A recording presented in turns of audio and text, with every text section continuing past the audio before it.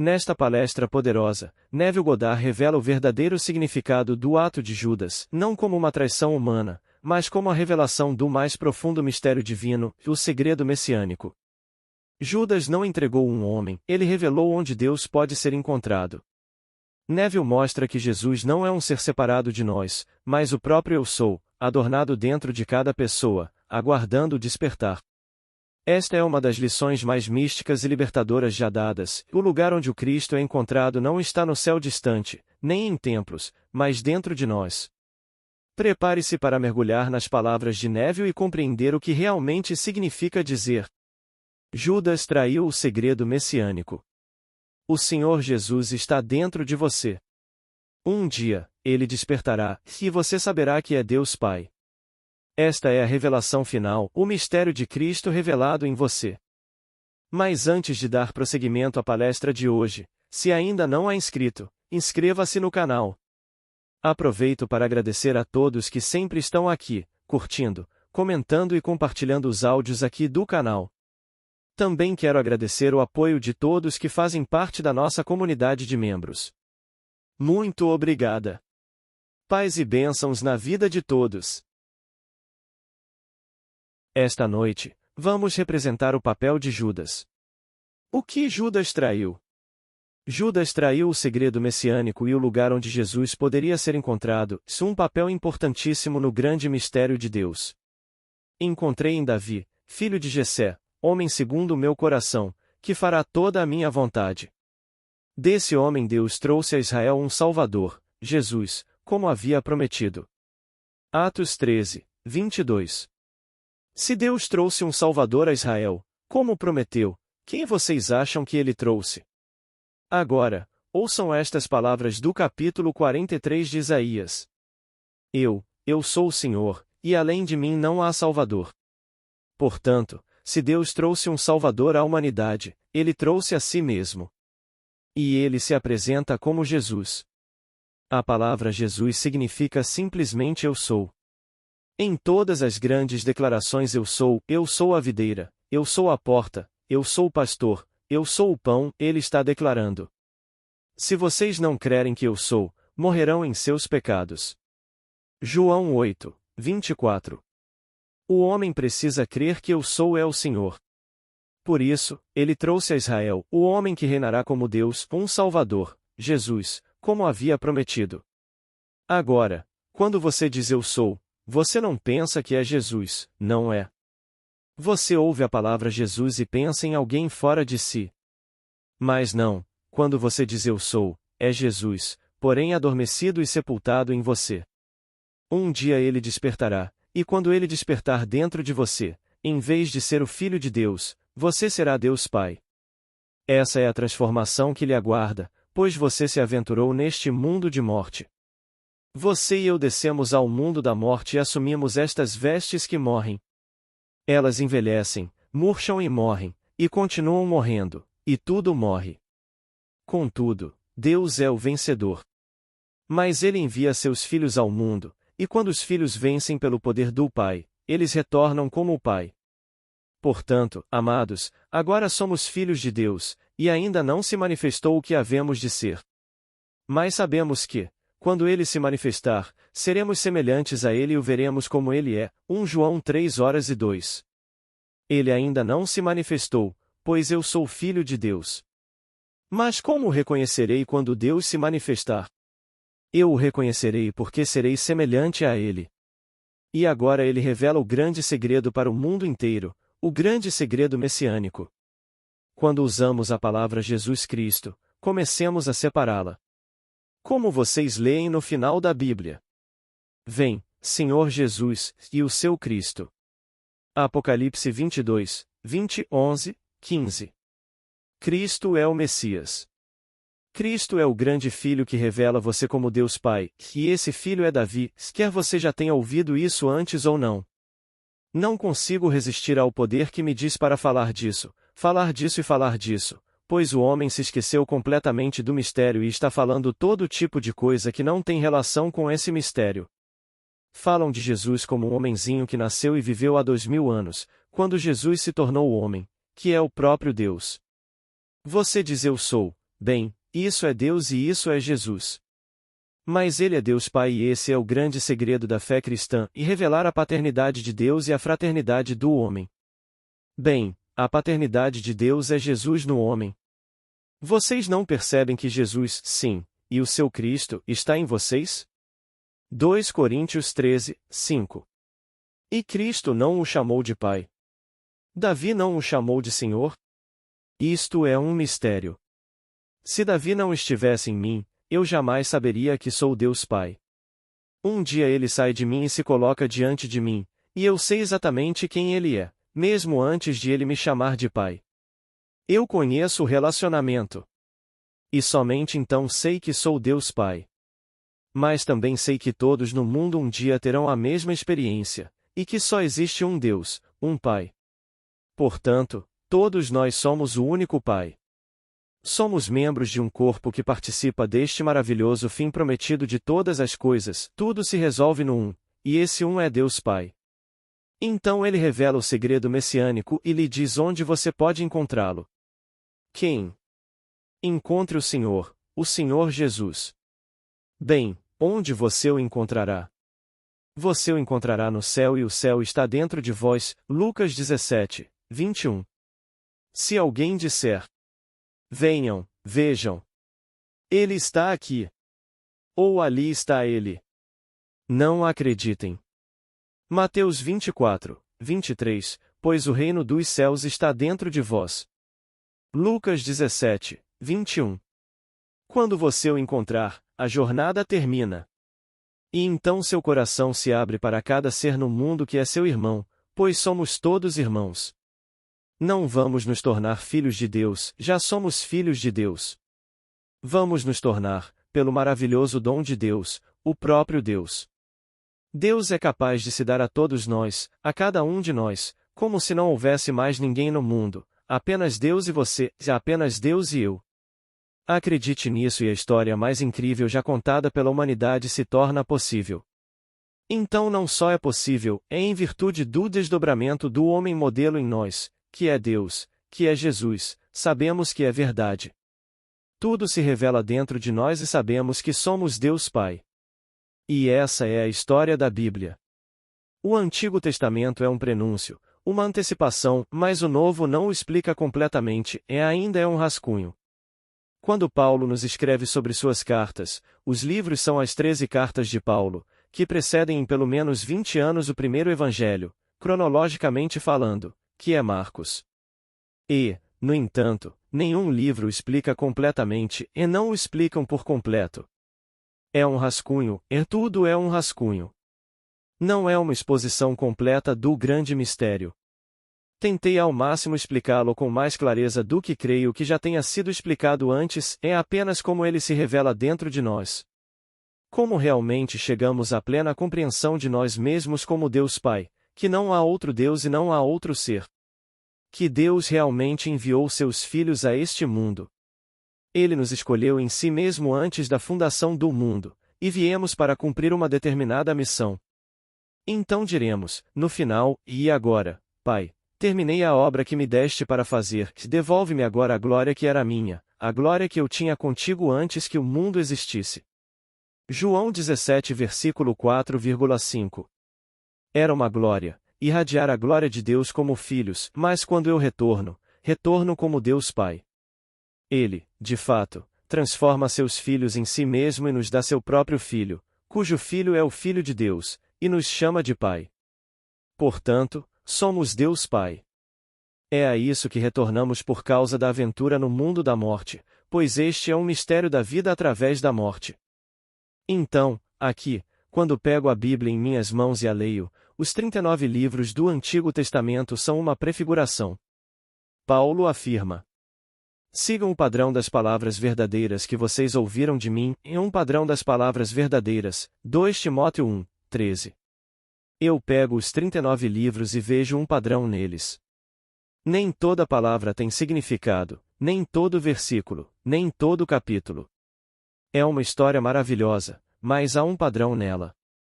Seguirei o padrão das palavras verdadeiras, mas Paulo não o explicita. Ele afirma: quando aprouve a Deus revelar seu Filho em mim, não consultei carne e sangue. Gálatas 1:16, mas ele não explica como Deus revelou seu Filho nele. O primeiro a usar a palavra Cristo foi Paulo, 20 anos depois, se considerarmos a cronologia. A palavra aparece pela primeira vez no Evangelho de Mateus, mas Mateus foi escrito cerca de 20 anos depois das cartas de Paulo. Portanto, a palavra Cristo é a palavra Messias, que na verdade significa contato, que na verdade significa Deus o tocou. Ele tocou este filho, e este filho agora se tornou Deus Pai. Ele toca um filho após o outro no tempo certo. Ele desce sobre seu filho em forma corpórea como uma pomba, e quando permanece sobre aquele sobre quem desce, aquele que foi tocado, há contato. Esse contato é agora o dom do Espírito Santo. Deus se entrega ao seu filho. E então o filho se apresenta diante dele, não este, mas o Filho de Deus que ele decretou como seu filho, aquele que representa toda a vasta humanidade, chamado Davi. Davi é a personificação de todas as gerações de homens e todas as suas experiências, fundidas em um único todo, e personificadas como um jovem eterno. Esse é Davi. Então, quando ele se apresenta diante de você e o chama de pai, e Deus o chamou de meu filho, e ele o chama de pai, então você sabe quem você é. Todos terão essa experiência. Esse é o grande segredo que Judas traiu. Ele traiu o segredo messiânico e revelou onde você poderia encontrar Jesus. Jesus sendo Deus Pai. Você o encontrará em si mesmo, pois ele está aí agora e sua respiração é a vida dele. Você não conseguiria respirar se Jesus não estivesse dentro de você. Ele está dentro de você e a presença dele dentro de você lhe deu vida. Um dia ele despertará dentro de você e a ressurreição dele dentro de você será a experiência mais gloriosa do mundo. Ao ressuscitar dentro de você, você será salvo deste mundo e transformado em Deus Pai. Essa é a história do cristianismo. Não espere que Cristo venha do lado de fora. Eu sei que centenas de milhões estão esperando que ele venha e mude o mundo. Este mundo não vai mudar, é um mundo de trevas educacionais. É uma sala de aula, e você não transforma uma sala de aula em um lar. O céu é o seu lar, isto é uma sala de aula. E aqui estamos nós. Um dia, nos libertaremos por causa deste dom do Pai, e, à medida que ele se entrega a mim, eu desperto do sonho, desperto na sepultura e saio. Tudo dito é agora, o padrão das palavras verdadeiras. Ele disse: sigam o padrão. Que tipo de padrão? O padrão que estabeleci para vocês. Estas são as palavras verdadeiras que vocês ouviram de mim, e então ele tenta explicá-lo detalhadamente. Ele o explica nos 39 livros, citando-os um após o outro, mas não o expõe completamente. Ele não o faz, e ninguém o faz nas Escrituras. Mas como disse Blake, aquilo que pode ser explicado ao idiota não merece minha atenção. Talvez eles também se sentissem como Blake. Por que explicar tudo de forma que todos, ao lerem, pudessem ler o alfabeto? Não, aquilo que leva um homem a lutar consigo mesmo forçará a se esforçar, e talvez seja isso que seja necessário, e examinar as Escrituras e perguntar: que por quê? O que? Onde? Quando? Faça todas essas perguntas e então descubra que ele está todo dentro de você, que Deus, de fato, literalmente se fez homem para que o homem pudesse se tornar Deus. E, ao se tornar Deus Pai, você não perde sua individualidade. Você não é apenas um membro deste corpo maravilhoso que participa do propósito final de todas as coisas, você é o corpo. Você é o espírito que anima o corpo. Sim, um membro, e ainda assim você é o todo. Pois em Deus não há divisão, Deus é um e nós somos um. Portanto, todos juntos, se nenhum se perderá. Não importa o que nossos companheiros estejam nos dizendo esta noite sobre como você está pecando e vai se perder, não é da vontade de Deus que alguém se perca. Se não é da vontade de Deus que alguém se perca, então ninguém pode se perder. Por quê? Porque Deus está nele. Ele não poderia dizer eu sou. Mesmo que seja um tolo, ele ainda sabe que é. Ele pode não saber quem é, onde está, o que é, mas não pode deixar de saber que é. Esse é Deus quando diz eu sou. Esse é Ele. Então, aqui, nesta maravilhosa imagem que se desdobra, quanta coragem devemos tirar da mensagem das Escrituras. São boas novas, não são bons conselhos. Todos dão bons conselhos, tente ser isso, tente ser aquilo, todos bons conselhos. Deixe o mundo dar bons conselhos. O Evangelho significa boas novas, as boas novas da salvação. Que Deus realmente se tornou seus filhos no mundo e transforma seus filhos em si mesmo, para que todos se levantem como Deus Pai. Nem todos os filhos saíram como nos é contado na parábola do filho pródigo. Lucas 15 versículo 11, 32. Um ficou em casa e reclamou que não tinha nada. Ele não sabia que tinha tudo. Você pode ter tudo no mundo e, se não souber disso, pode morrer de fome por falta de $1. Passe pelo banco que guarda $1 bilhão seus, e sem saber, não consiga descontar um cheque. Você simplesmente morrerá de fome sem saber disso. E tudo é seu quando você se dá conta de que é Deus Pai. Você também dirá: eu e o Pai somos um. João 10, 30. Eu e o Pai somos um, e tudo o que é meu é teu, e tudo o que é teu é meu. Enquanto isso, enquanto você permanece com a veste após a grande ressurreição, ensine-a e ajude todos que entrarem em seu mundo. E eu não consigo descrever a minha alegria quando recebo cartas suas citando as Escrituras. Mesmo que você não cite as Escrituras diretamente, sua carta é simplesmente 100% Escritura. Agora, aqui está uma carta de uma jovem, e ela ainda está na faculdade, cursa música e quer ser compositora, essa é a ambição dela. Na carta que ela me deu na última sexta-feira à noite, ela disse: tenho um amigo muito querido, ele é bem mais velho do que eu e eu gosto muito dele. Eu queria dar a ele algo muito, muito especial no aniversário dele, que foi em setembro passado, e que na verdade foi este mês, mas algumas semanas atrás. Eu não sabia o que dar a ele. Não achava que precisava ser algo material, poderia ser algo que eu dissesse, algo que eu fizesse de que ele se orgulhasse, ou poderia ser algo material. Eu estava pensando no que poderia dar a ele quando adormeci. Às 2 da manhã, acordei com uma lembrança vívida do que havia sonhado. Sonhei que estava sentada na minha cama e, no meu quarto, estavam minha mãe e meu pai. Minha mãe estava na minha frente e meu pai à esquerda. Meu pai falou e disse: bem, aqui estão 3 discos.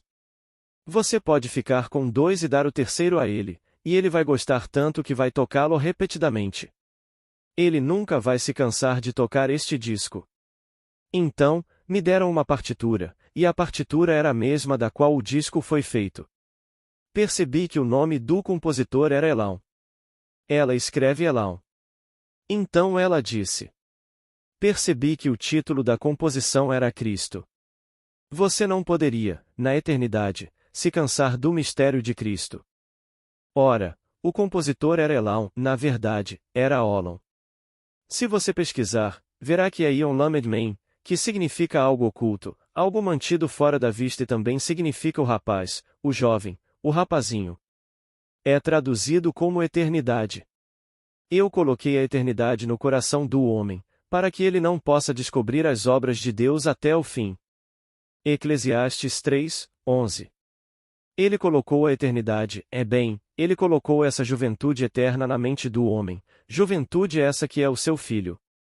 É a soma total de todas as experiências da humanidade fundidas em um único rapaz e personificadas como Davi. E assim, Davi era o autor, o compositor da música. O que ele estava compondo? Era tudo sobre si mesmo. Era Cristo, pois ele é o Cristo das Escrituras. O Senhor é Jeová, Jesus é o Senhor, e esse é o próprio Deus. Venha, Senhor Jesus e seu Cristo, e seu Filho. Todos eles estão no homem.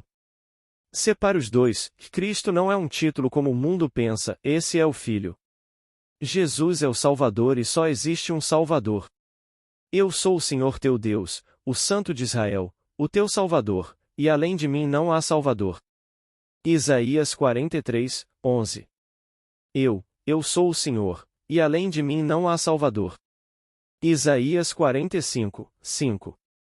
Leia nos capítulos 43 e 45 de Isaías. Então, aqui está essa jovem, ainda na escola estudando música, desejando um dia se tornar uma grande compositora, e ela descobriu quem realmente compôs. Ela descobriu o título da composição dele, que era simplesmente Cristo. Não se pode esgotar o tema de Cristo, é eterno. O homem está sempre o compreendendo mal. Multidões irão a diferentes igrejas neste mundo e elas falarão sobre um homenzinho que foi crucificado por judeus. Agora, deixe-me citar uma simples declaração do Evangelho de João. Vocês não sabem a quem adoram, nós sabemos a quem adoramos, pois a salvação vem dos judeus. João 4, 22. Agora, se você pensa em um judeu físico, não. Um israelita não é um descendente de Abraão segundo a carne, mas o eleito de Deus de qualquer raça, qualquer nação, de qualquer pessoa no mundo. Esse é o verdadeiro israelita. Ele vem dos judeus, o verdadeiro livro dos judeus é o Antigo Testamento. Você veio a este mundo como filho de Deus com um propósito, cumprir o Antigo Testamento. Eu vim para cumprir as Escrituras, disse ele, Lucas 22, 37. Somente quando as Escrituras se cumprem em mim é que realizo a sua obra.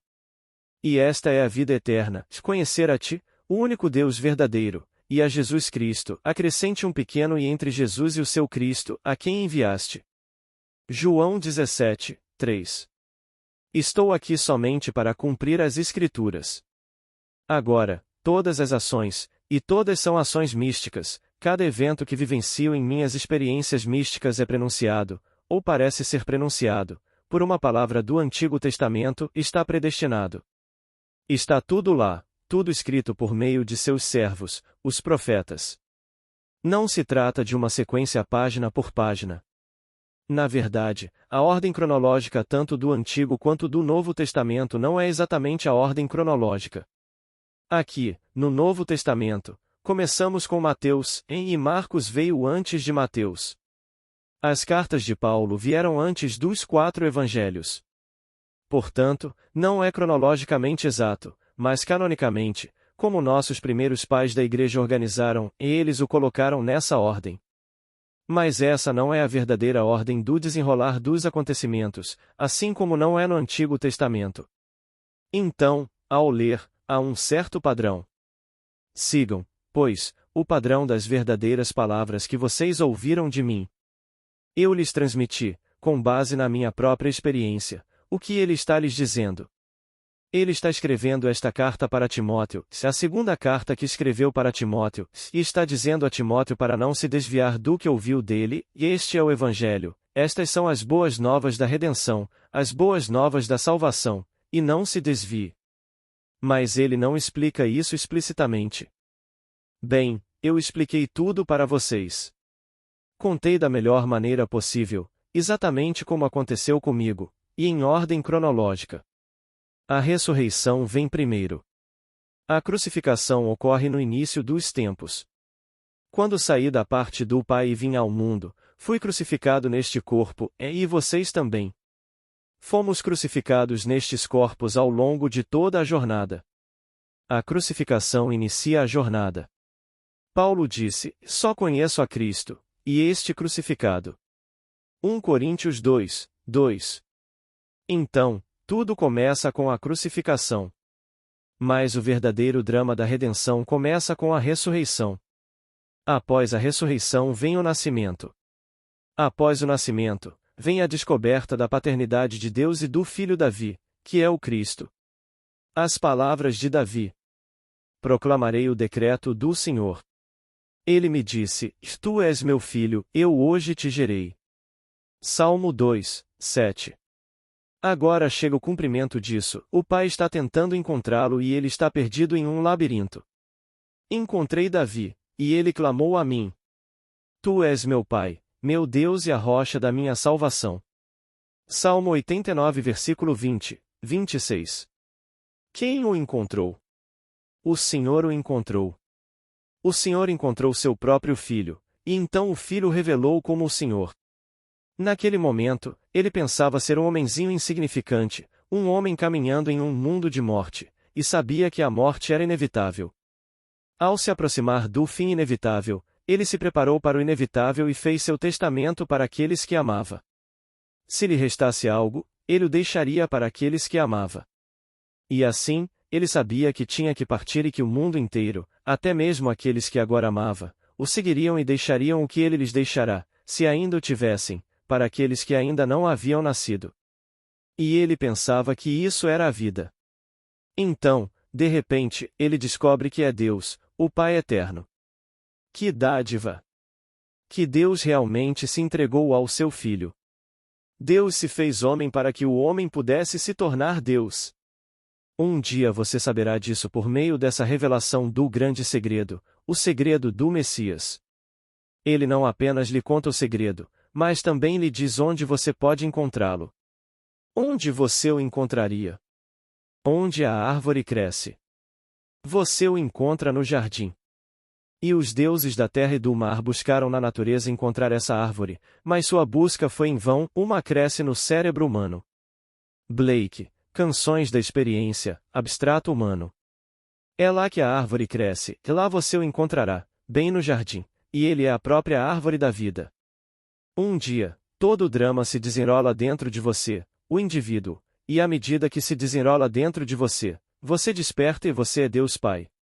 Você e eu, que éramos filhos de Deus antes de descermos, como tão belamente narrado no Salmo 82, 1 Coríntios 6, quando retornarmos, seremos Deus Pai, e ainda assim não perderemos nossa individualidade.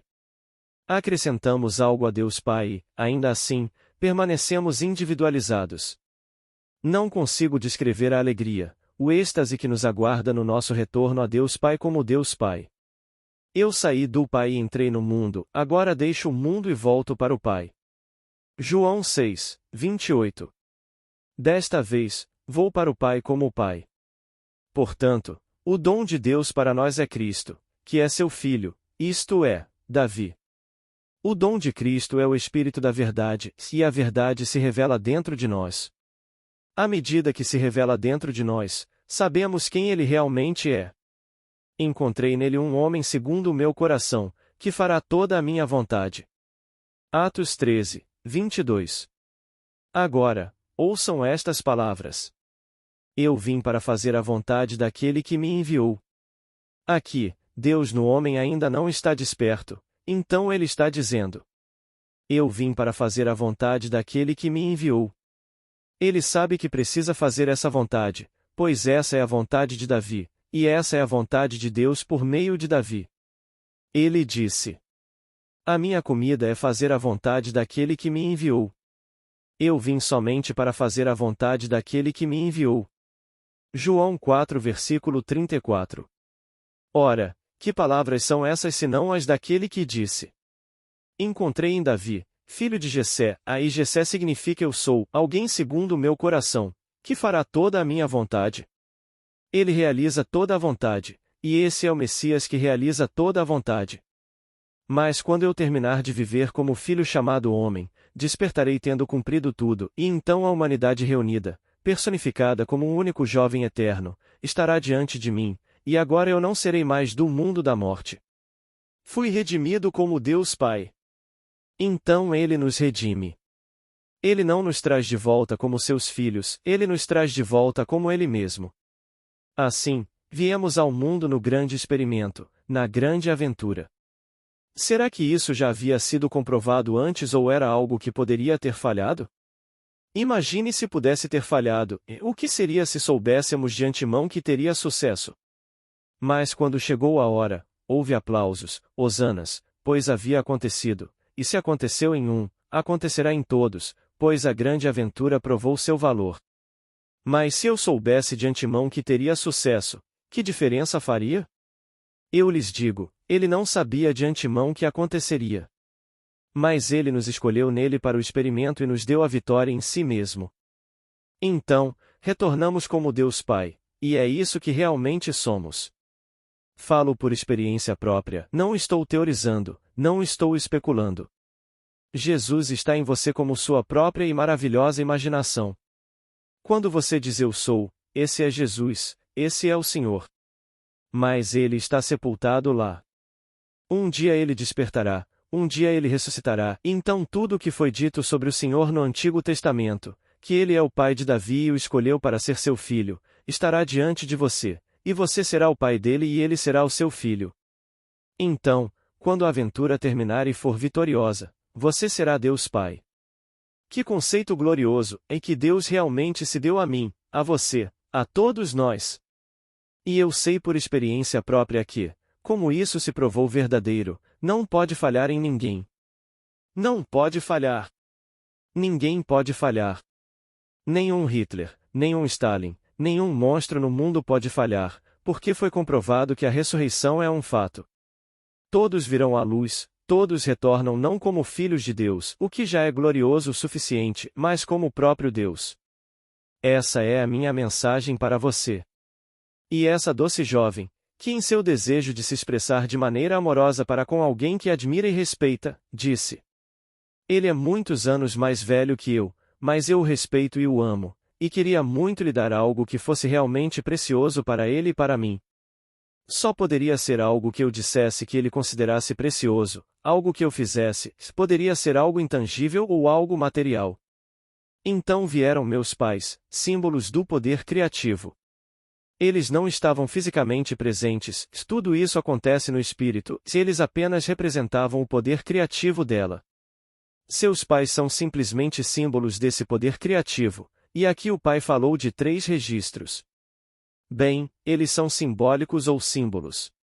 Havia 3 que estavam diante de Abraão, que pronunciou o evento vindouro do filho. Gênesis 17 versículo 15, 19, só que eles não eram chamados de registros, mas sim de homens. O mesmo simbolismo. Pois tudo contém em si a capacidade de expressão e significado simbólicos. Então, fique com 2 para você, mas dê uma para ele, e ele vai gostar tanto que vai tocá-la sem parar. Ele nunca vai se cansar de ouvi-la. Em seguida, uma partitura e ela repara no nome, é Olon. Ion Lamed Men, o eterno jovem a compôs, e o título da composição é Cristo. Ele está falando de si mesmo. Nenhum homem neste mundo escreve nada além de si mesmo. Se você ler algo escrito por um homem, sobre o que ele está escrevendo senão sobre si mesmo, seus próprios pensamentos, seus próprios sentimentos, suas próprias crenças? Você acha que ele está desapegado disso? Leia as bobagens de alguns desses livros que vendem milhões de cópias e são todos divulgados. Leia o absurdo neles, ele está escrevendo apenas sobre si mesmo. Ele adquiriu a habilidade de escrever. Qualquer um pode fazer isso se dedicar. Vá para a escola e simplesmente domine a técnica da escrita. Mas quando você começa a escrever, sobre o que mais você pode escrever além dos pensamentos que permeiam sua mente? Você pensa que está desapegado de seus próprios pensamentos, mas você não está desapegado de seus próprios pensamentos, você está escrevendo tudo sobre si mesmo. Então Olon, o eterno jovem, foi o compositor e a composição foi intitulada a Cristo. É tudo sobre ele mesmo. E você nunca se cansaria, na eternidade, de ouvir esta incrível história de Cristo. Agora, vamos entrar no silêncio. Encontrem conforto nisso. Deus preparou o caminho para o retorno de seus filhos. Eu lhes mostrei o caminho. Se eu dissesse eu sou o caminho, isso não revelaria nada. Se eu dissesse eu sou a verdade, eu sou a vida, essas afirmações seriam verdadeiras, mas não explicariam tudo. Ao lhes contar exatamente o que vivenciei, mostrei a vocês o caminho. Esse é o caminho do filho que retorna ao Pai. Ele preparou o caminho para que seus filhos retornem e retornem como Deus Pai. Alguma pergunta, por favor? Pergunta. O nome de Deus é dado como eu sou o que sou? Resposta, e sim. Pergunta. Nunca teve um significado especial para mim. Na Anacalipse, Higgins apresenta a tradução gramatical disso como eu serei o que sou então. Você considera essa tradução correta? Resposta. Eu aceitaria isso, é em Higgins. Eu aceitaria que na tradução da Revised Standard Version, eles dizem: Eu serei o que serei. Eles usam todos os verbos de ser. Eu sou o que sou, eu serei o que serei, eu serei o que fui. Sim, eles usam todos. Eles os apresentam em nota de rodapé na Revised Standardversion. Mas Higgins, sua anacolipsis é absolutamente maravilhosa. Eu a recomendo a qualquer pessoa. Emprestei-a a uma amiga minha há 12 anos e ela nunca me devolveu. Eram 2 volumes, esses 2 volumes encantadores que eu tinha. Mas eu não, se ela está tirando algum proveito disso, ela pode ficar com eles. Mas você não encontrará nada melhor do que a anacolipsis de Higgins. Mas quando eu digo eu sou, você chega ao ponto de não mais olhar para o exterior. Não há outro Salvador, só existe Deus, e Deus é o nosso maravilhoso eu sou, e esse é Jesus.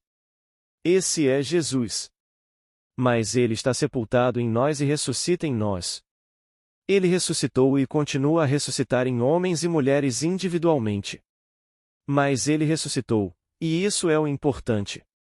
Portanto, todo o experimento provou ser um sucesso e o clamor se elevou, e ninguém pode falhar agora, porque foi provado que ele ressuscitou da sepultura.